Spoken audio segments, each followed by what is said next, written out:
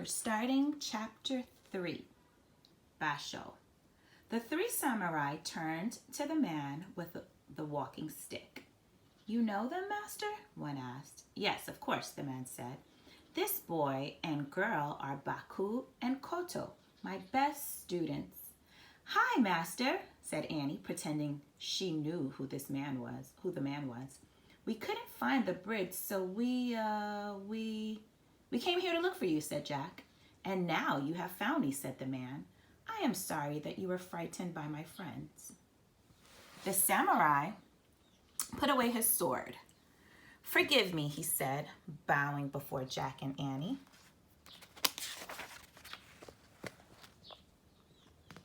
Sure, no problem, said Annie. The samurai turned to the small man.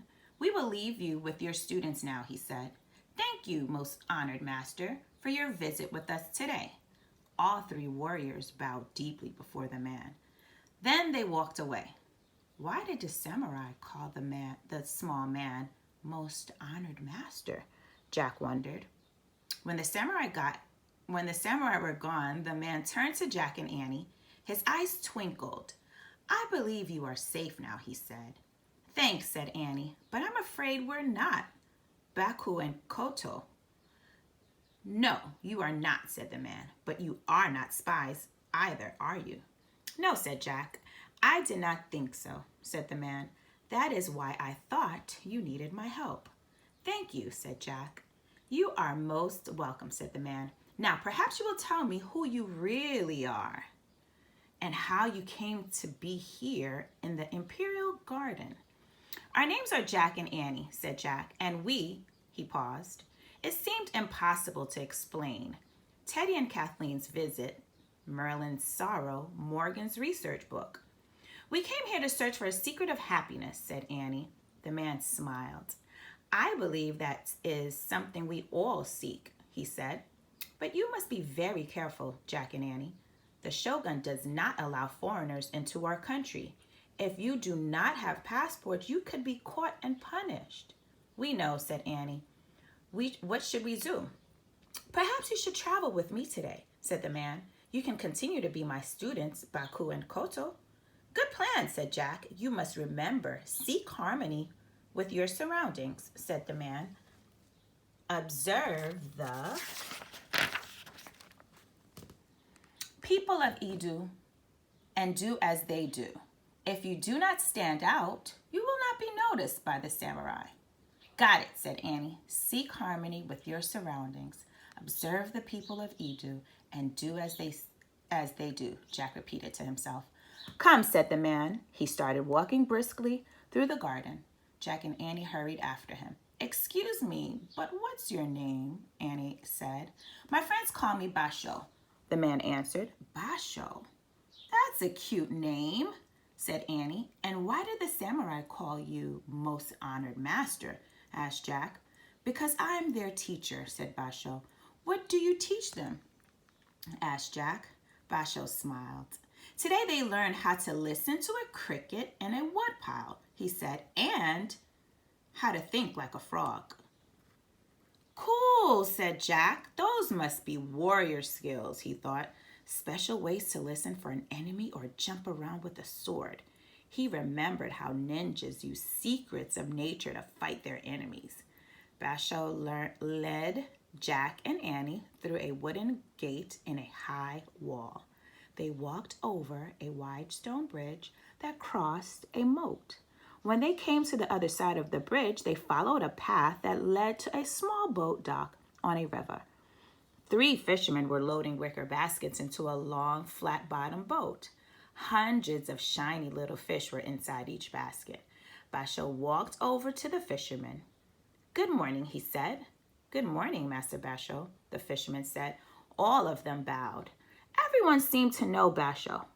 Jack thought, May my students and I ride with you down to the river?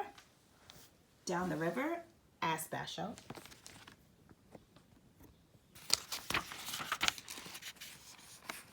Oh, yes, of course, Master Basho, one of the men said. We would be most honored to carry you in our humble boat. Thank you, said Basho. Jack and Annie followed Basho onto the deck of the boat and sat next to the wicker baskets.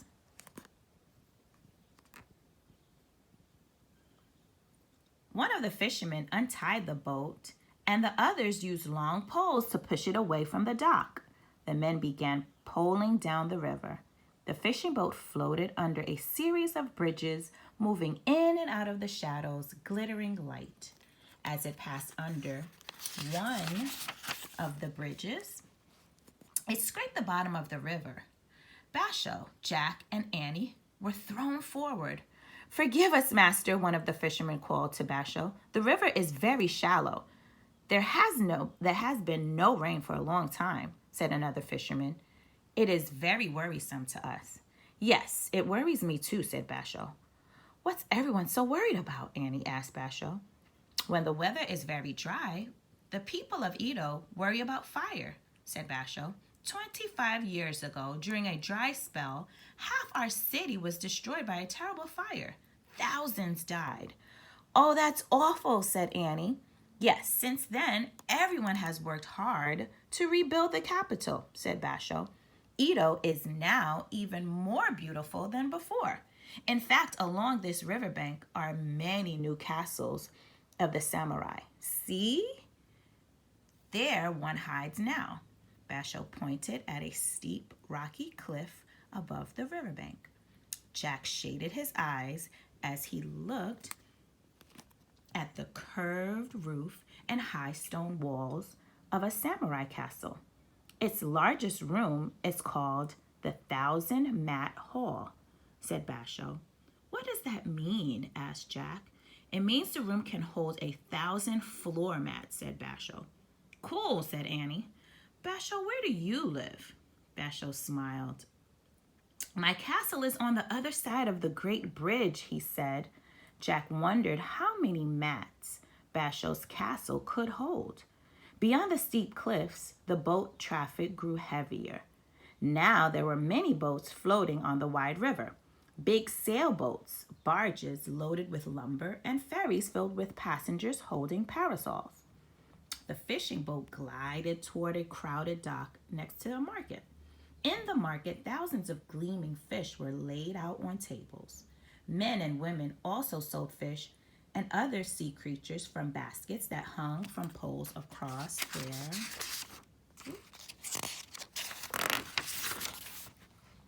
their shoulders. "Shrimp, tuna, octopus, eel," they shouted. "Wait for us while we deliver the fish," Basho said to Jack and Annie. "Then we will travel further on the river." The fishermen tied up the boat. Jack and Annie waited on the landing as Basho helped the crew unload the wicker baskets. Then each man put a basket on his head and started up the stone steps that led to the fish market. "Oh no," said Annie. "Look," she pointed toward the other end of the dock. Jack looked. He saw several samurai getting off a boat. "Quick, grab a basket," he said. Jack and Annie each picked up a basket of fish. As Jack tried to lift their basket to his head, he tilted it. A couple of fish hit him on the nose as they fell to the dock. "Leave them! Come on!" whispered Annie, carrying the baskets on their heads. Jack and Annie followed Basho and the fishermen up steps and delivered their fish to a young woman at one of the tables. Jack glanced back at the river. The samurai were standing on the landing, checking someone's passport. Jack looked at Basho. Basho was watching the samurai too. He turned to the fisherman. "Thank you for the ride," he said calmly, bowing to the men. "We will walk from here." The fisherman nodded and smiled. Good plan, Jack thought, relieved. "Come," said Basho. He led Jack and Annie away from the market. Soon they came to a busy road crowded with pedestrians and travelers on horseback. As they walked along with the crowd, Jack remembered Basho's words. Seek harmony with your surroundings. He tried to blend in by walking at a steady pace. Keeping his eyes down, he worried about their mission. How will we ever find the secret of happiness, he wondered, if we have to keep dodging the samurai? Look at that bridge, said Annie. Jack glanced up. A high arched bridge spanned the river. Hundreds of people were walking across it. That is the Great Bridge, said Basho. It will lead us away from the heart of Edo to the bank of the Sumida River, where I live. Great, said Jack. He hoped they would be safer away from the heart of Edo. Then maybe they could focus on their search for the secret. Jack, Annie, and Basho joined the crowd crossing the bridge. They walked single file, close to the wooden railing. Jack stared straight ahead, careful not to look anyone in the eye. He saw people having picnics on the other side of the bridge. Kids were flying red kites. "What's that mountain?" said Annie. She pointed to a snow-capped mountain looming in the distance. The white cone of the gray mountain rose above fleecy, rose-tinted clouds. "That is a volcanic mountain called Mount Fuji," said Basho. "Oh, I've heard of Mount Fuji," said Jack. "That's the highest mountain in Japan, right?" "Yes, and the most beautiful," said Basho. "It is beautiful," said Annie. Jack looked around. Actually, he thought everything seemed beautiful at that moment. The green and yellow parasols of the ferry boat passengers below, the pink cherry trees shimmering at the river's edge, the red kites and white seagulls gliding through the sky. "I love Japan," Jack said softly. "I do too," said Basho. "We call our world the floating world, for it seems to float on beauty." "It really does," murmured Jack. Walking across the bridge, the great bridge, he felt as if himself were floating through the floating world. That ends chapter 3.